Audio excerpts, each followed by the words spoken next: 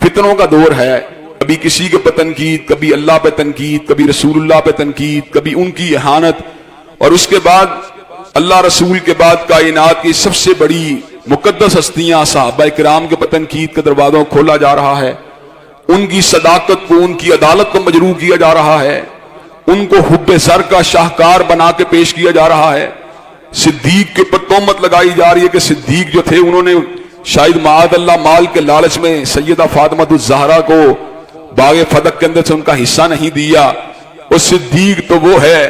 جب آقا نے جیش اسرا کے موقع کے پر یہ بات کہی تھی اپنے اپنے اموال کی ضرورت ہے، تو اس نے ایک تنکا بھی گھر میں نہیں چھوڑا تھا، سب کچھ بارگاہ رسالت مآب میں پیش کر دیا تھا۔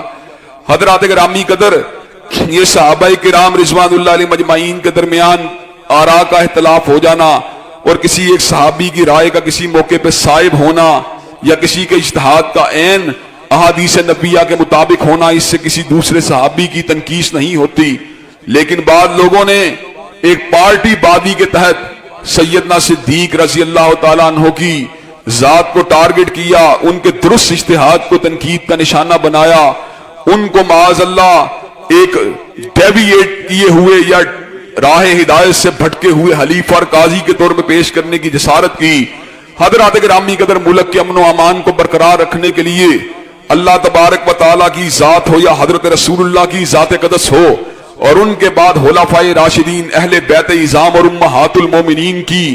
ذاتوں کا جو ہے تحفظ اور تقدس انتہائی ضروری ہے۔ اور ہم حکام بالا سے اس بات کا مطالبہ کرنا چاہتے ہیں، جو میڈیا کے پلیٹ فارمز کو یا این جی اوز کے پلیٹ فارم کو یا کسی وکالت کے پلیٹ فارم کو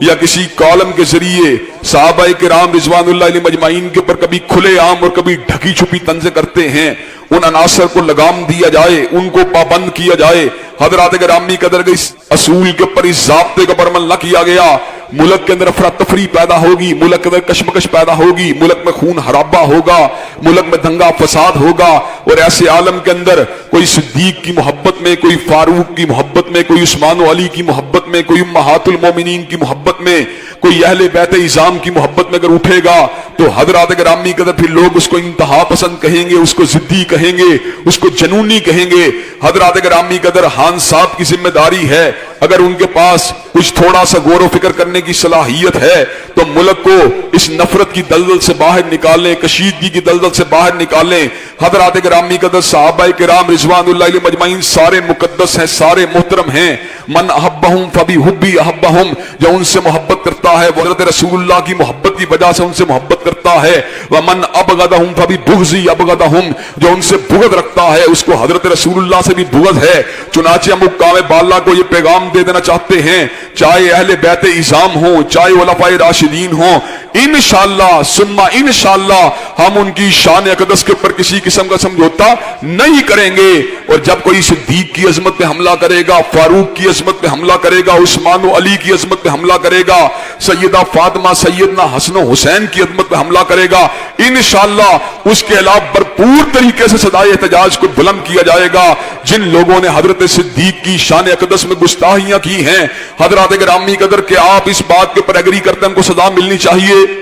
کہ آپ یہ بات کہتے ہیں ان کو سزا ملنی چاہیے۔ انشاءاللہ اس ملک کے اندر دفاع صحابہ کا قانون بنے گا، عظمت صحابہ کا قانون بنے گا اور پوری طرح امپلیمنٹ ہوگا، اور اس ملک کو انشاءاللہ امن و سکون کا گہوارہ بنانے کی یہی صورت ہے کہ مقدسات امت کی جو ہے عظمت کو تسلیم کیا جائے۔ حضرات گرامی قدر، ملی یکجہتی کونسل کے پلیٹ فارم کے اوپر باقاعدہ شیعہ علماء نے اس بات کو جو ہے انڈوس کیا ہے، جو صحابہ کرام کی تنقید کرتا ہے وہ فعل حرام کا مرتکب ہے، جو ان کی تکفیر کرتا ہے خود اس کے پر تکفیر کا فتویٰ لگنا چاہیے۔ جب شیعہ کے ذمہ دار علماء اس بات کو تسلیم کرتے ہیں تو کسی کو اس بات کا کیوں کر حق دیا جا سکتا ہے وہ صدیق کی صداقت پہ حملہ کرے، وہ فاروق کی عدالت پہ حملہ کرے، وہ ذی النورین کی صحابت پہ حملہ کرے، وہ علی المرتضیٰ کی شجاعت پہ حملہ کرے۔ انشاءاللہ ہم صحابہ کی عظمت کے لیے